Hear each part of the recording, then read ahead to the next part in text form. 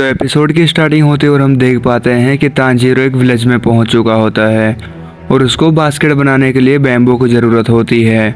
इसीलिए तांजीरो एक फार्मर के पास जाता है, उनकी पुरानी बास्केट और बैम्बू के बारे में पूछता है और फिर वो फार्मर उसको बास्केट देने के लिए मान जाता है। लेकिन तांजीरो उस बास्केट के उसको पैसे देने लगता है, लेकिन फिर भी वो फार्मर वो पैसे नहीं ले रहा होता है और ज़बरदस्ती तांजीरो उसको पैसे थमा करके वहाँ से चल देता है। और फिर तांजीरो एक गुफा के पास जाकर के नेजुको को आवाज़ मारने लगता है और वो देखता है कि नेजुको डर करके ज़मीन में गड्ढा करके उसमें बैठी हुई थी और वो धूप में बिल्कुल भी नहीं आना चाहती, क्योंकि जैसे किसी डीमन पर सूरज की रोशनी पड़ती है वो मारे जाते हैं। और तभी तांजीरो उस बास्केट को रिपेयर करने लगता है। तांजीरो चाहता था कि नेजुको इस बकेट के अंदर बैठ जाए ताकि वो उसे कंधे पे उठाकर दिन में भी अपना सफ़र जारी रख सके। तांजीरो नेजुको से पूछता है, क्या तुम इस बकेट में आ सकती हो? लेकिन ऐसा लगता है कि नेजुको कुछ समझ नहीं पा रही थी। लेकिन नेजुको जब उस बकेट के अंदर जाती है तो वो बकेट छोटी पड़ जाती है। तभी तांजीरो कहता है, नेजुको तुम्हें याद है कि तुम पिछली रात को कैसे बड़ी हो गई थी? क्या तुम उसका ऑपोजिट करके छोटी हो सकती हो? और ये बिल्कुल वैसा ही होता है। नेजुको अपना शरीर छोटा करके उस बकेट के अंदर फिट हो जाती है और इसके बाद तांजीरो उस बकेट को उठा करके चलने लगता है और आगे थोड़ी दूर जाने के बाद तांजीरो को एक औरत दिखाई देती है और वो तांजीरो को माउंट सागिरी पहुंचने का रास्ता बताती है और कहती है कि तुम्हें रात में सफ़र नहीं करना चाहिए, क्योंकि इस इलाके में पहले ही काफ़ी लोग लापता हो चुके हैं। और ये सुनकर तांजीरो कहता है, मैं अपना ख्याल खुद रख सकता हूँ, आपका शुक्रिया। कुछ देर बाद रात हो जाती है और लंबे सफ़र करने के बाद नेजुको और तांजीरो को एक टेम्पल दिखाई देता है जहाँ पे रोशनी दिखाई देती है और फिर तांजीरो वहाँ पे जाने का फैसला करता है। लेकिन तभी तांजीरो को वहाँ से खून की स्मेल आती है और वो घबरा जाता है और नेजुको का हाथ पकड़ के वो जल्दी से मंदिर की तरफ भागता है और मंदिर का गेट खोलने पे उसके होश उड़ जाते हैं, क्योंकि वहाँ पे डीमंस ने हमला करके वहाँ के सभी लोगों को मार दिया था और वो उन्हें खा रहे थे। और तभी वो डीमन तांजीरो की तरफ देख के कहता है कि ये मेरा इलाका है और मेरे इलाके में आने के लिए तुम्हें कीमत चुकानी पड़ेगी।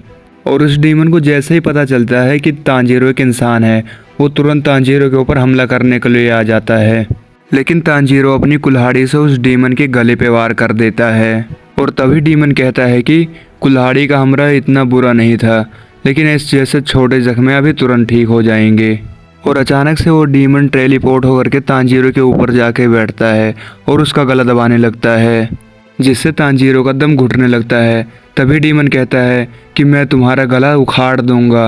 लेकिन तभी नेजुको दौड़ते हुए आकर के उस डीमन की गर्दन पे एक किक मारती है और इसकी गर्दन उड़ के जाके दूर गिरती है और बिना सर का डीमन देख करके तांजीरो और ज़्यादा डर जाता है। लेकिन वो डीमन अभी भी मरा नहीं था और तभी नेजुको उसकी बॉडी पे लात मारती है और उसकी बॉडी भी जाकर के एक पेड़ से टकराती है। और वो डीमन बोलता है कि मुझे पहले ही पता था कि तुम दोनों में से कोई एक डीमन है और तुम डीमन होकर के एक इंसान के साथ क्या कर रहे हो।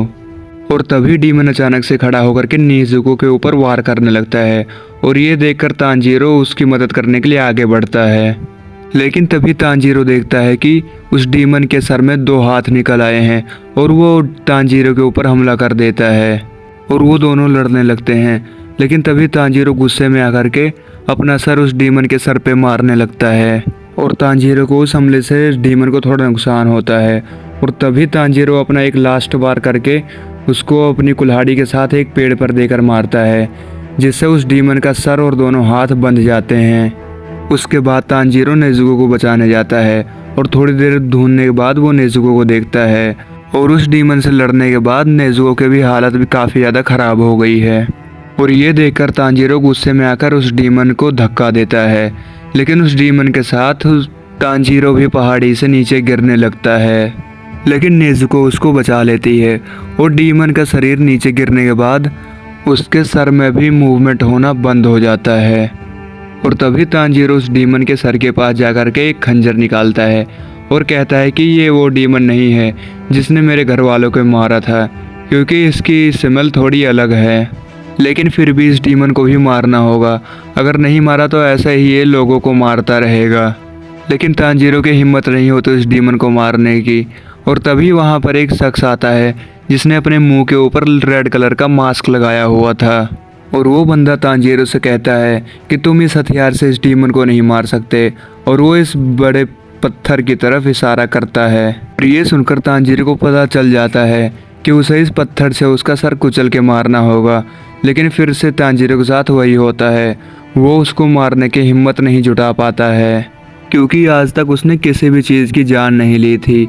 और ये देखकर वो शख्स उससे नाराज़ हो जाता है और सोचने लगता है कि ये लड़का काफ़ी ज़्यादा दयालु है और डीमन के सामने होने पर भी ये ऐसा क्यों है। और इसके बाद डीमन को होश आता है और वो सोचने लगता है कि क्या मेरा शरीर मर गया है, और वो अपने सामने तांजीरो को खड़ा देख उस पर गुस्सा होने लगता है।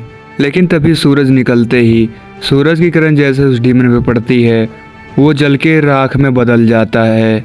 और तभी तांजीरो को नेज़ुको की याद आती है और वो उस ढूंढते हुए मंदिर में पहुंच जाता है। और वो देखता है कि नेज़ुको पहले ही टेंपल में आके उस बास्केट के अंदर बैठ गई थी। इसके बाद तांजीरो देखता है कि उस मास्क वाले बंदे ने सभी मरे हुए लोगों को दफना दिया था। और इसके बाद ये बंदा अपना नाम बताता है और इसका नाम है सकुंजी उरोकोडाकी, और इसी को तांजीरो इतनी देर से ढूंढ रहा था। तभी सकुंजी कहता है गियो टोमियोका ने तुम्हें भेजा है। तो तांजीरो उसे हाँ में जवाब दे करके अपना और नेज़ुको का नाम बताता है। तांजीरो कुछ और बोलने वाला था, तभी सकुंजी कहता है तांजीरो तुम क्या करोगे जब तुम्हारी बहन किसी इंसान को खाना शुरू कर देगी। तांजीरो ये सुनकर चौंक जाता है और सोचने लगता है कि अब इसका क्या जवाब दूं। और तभी सकुंजी तांजीरो को एक जोर से चांटा मारता है और बोलता है कि तुम्हारी सोचने की शक्ति काफ़ी ज़्यादा स्लो है और इसलिए तुम मेरी बात का जवाब नहीं दे पाए और इस डीमन को भी पूरी रात में नहीं मार पाए। फिर सकुंजी कहता है कि जब तुम्हारी बहन इंसानों को मार के खाने लगे तो तुम दो काम कर सकते हो, या तो अपनी बहन को मार दो या तो अपना पेट काट कर वहीं मर जाओ, क्योंकि अपनी डीमन वाली बहन को साथ में लेकर घूमने का यही मतलब है। लेकिन तांजीरो उससे वादा करता है कि नेज़ुको की वजह से कभी किसी इंसान की जान नहीं जाएगी। और इसके बाद सकुंजी बोलता है कि मैं तुम्हारा टेस्ट लूँगा और देखूंगा कि तुम डीमन स्लेयर बनने के लायक हो भी या नहीं। फिर तांजीरो अपनी बहन को अपनी पीठ पर उठाता है और सकुंजी वहाँ से तेजी से भागने लगता है और तांजीरो भी उसका पीछा करने लगता है। लेकिन तांजीरो जल्दी ही थक जाता है और वो सोचता है कि इनके इतने बूढ़े होने के बाद भी ये थकते कैसे नहीं, और उसको उनके पैरों की आवाज़ भी नहीं सुनाई दे रही थी। और तांजीरो नेज़ुको से सब्र रखने को बोलता है क्योंकि उसको दौड़ने के कारण झटके अंदर लग रहे थे। और इसके बाद हमें एक फ्लैशबैक दिखाया जाता है जहाँ नेज़ुको अपना एक किमोनो ड्रेस सिल रही होती है। तभी तांजीरो वहाँ पर आकर कहता है कि तुम्हें अपना एक नया किमोनो ड्रेस खरीद लेना चाहिए। लेकिन नेज़ुको कहती है कि ये ड्रेस मेरा सबसे अच्छा ड्रेस है और ड्रेस लेने से अच्छा है अपने भाइयों बहनों को पेट भर के खाना खिलाना चाहिए। फिर तांजीरो नेज़ुको से प्रॉमिस करता है कि वो उसको जल्दी ही इंसान बना देगा और उसको एक नया किमोनो ड्रेस खरीद कर देगा। और कुछ देर बाद भागते हुए ये लोग टेंपल में आकर पहुंचते हैं और तांजीरो सकुंजी से पूछता है कि मैंने टेस्ट पास कर लिया है ना। तो सकुंजी कहता है कि अभी तो टेस्ट स्टार्ट भी नहीं हुआ है और अभी हमें माउंटर पर चढ़ने जाना है। और इसके बाद तांजीरो अपनी बहन को सुला करके वो दोनों एक माउंटर के ऊपर चढ़ जाते हैं और उस माउंटेन के ऊपर चढ़ने से ही तांजीरो की हालत ख़राब हो गई थी। सकुंजी तांजीरो से कहता है कि उसे अकेले ही पहाड़ के नीचे वाले घर तक वापस आ जाना है। अगर उसने ये काम सुबह होने से पहले कर लिया तो वो इस टेस्ट में पास हो जाएगा। और ये बोलते ही सकुंजी वहाँ से गायब हो जाता है। और तभी तांजीरो खुश हो जाता है कि मेरी सूंघने की शक्ति काफ़ी ज़्यादा अच्छी है और मैंने सकुंजी की स्मेल को सूंघ लिया था और मैं आसानी से घर जल्दी पहुंच जाऊंगा। और तभी थोड़ी दूर आने के बाद तांजीरो के पैर में एक रस्सी लगती है और उसके मुंह पर आकर के कहीं से पत्थर बजते हैं, जिसकी वजह से तांजीरो एक ट्रैप में फंस के नीचे गिर जाता है। और वो समझ जाता है कि यहाँ पर हर जगह पर ट्रैप लगे हुए हैं और इनसे बचकर नीचे जाना ही एक असली टेस्ट है। और गड्ढे से बाहर निकलते हुए एक दूसरी रस्सी पर पैर रख देता है और तभी उसके पीछे एक बड़ी लकड़ी का ब्लॉक आकर लगता है और वो जाकर के नीचे गिरता है। तांजीरो इतने हमलों से परेशान हो जाता है और सोचता है कि अगर ऐसे ही चलता रहा तो मैं सुबह होने तक घर नहीं पहुंच पाऊंगा। और थोड़ी दूर जाने के बाद तांजीरो सोचता है कि मुझे अपनी सांसों को काबू में लाना होगा, तभी मैं इन जालों से बच पाऊंगा। और तांजीरो रुक करके वहाँ पर अपनी आंखें बंद करता है और आसपास के बिछे हुए जालों को सूंघने लगता है। और ध्यान लगा करके वहाँ से भागने लगता है। और तांजीरो खुश हो जाता है कि इंसान के बिछाए हुए जाल में एक अलग तरह की खुशबू होती है। और इधर शकुंजी घर में बैठ करके खिड़की की तरफ देखता है, लेकिन तभी तांजीरो वहाँ पे उसके जालों से बचकर पहुँच जाता है। लेकिन तांजीरो की हालत बहुत ज़्यादा ख़राब हो गई थी।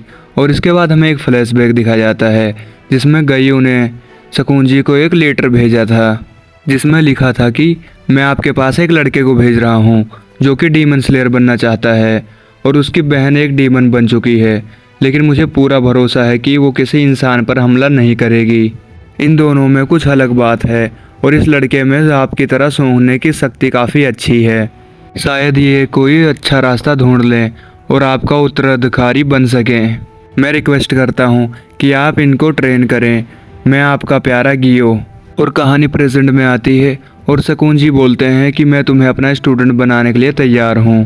और ये एपिसोड यहीं पर ख़त्म हो जाता है।